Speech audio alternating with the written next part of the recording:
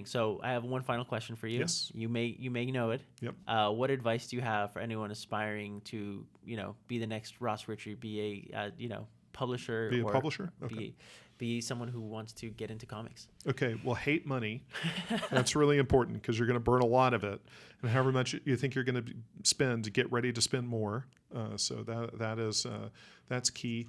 I think the key is look at the business, and as you look at this sort of the landscape, it's important to be able to look at the existing publishers and say, I believe I could do work of that quality.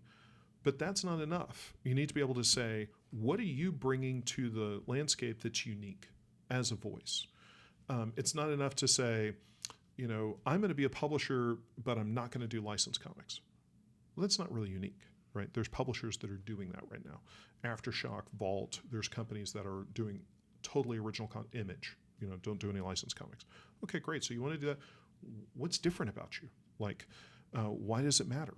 Like, at the core of it, you're asking a retailer to order non-returnable product. So if they're going to spend money on you, what are you going to put in their store that somebody else can't do? That is already proven, that already has publishing, that already has success on some level. They would be the safer bet to put your dollars in. You have to look at it from, like often we ask retailers to back things materially with their money that we would never do ourselves. Yeah. Think about when people ask you to spend money on different things as a publisher, you're like, well, I don't want to pay for that. I don't want to pay for this. Well, you're asking retailers to pay for it. So what's your unique voice? When we talked about your podcast, I felt that you were bringing something completely unique. And it was about sharpening that and presenting that in the way that was the most efficient and the most clear. And you have to think about that as a publisher. Is like, you have a song in your heart. What's the song? And how do you articulate that? And how do you present that in a way that when people look at it, they see that it's singularly unique and therefore worthy of attention? I think that's something that comes with being genuine and being yourself and being true to yourself and finding out who you are and defining yourself and building a brand around yourself.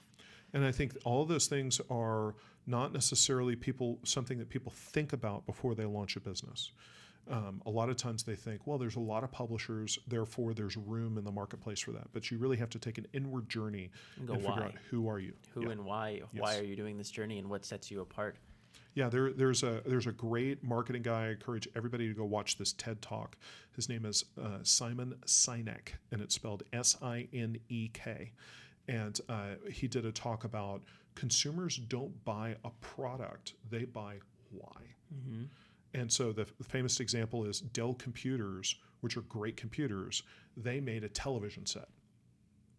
And now it's the same technology. If you can build a computer that has a visual expression, you can build a television set. It's the same technology. Nobody bought the Dell TV. Well, nobody bought the Dell TV because it didn't have a why behind it. Yeah.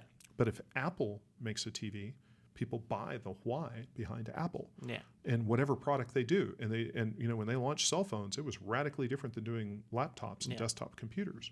So it's like, what is your why? It's a great talk. I suggest everybody listening to this go watch it.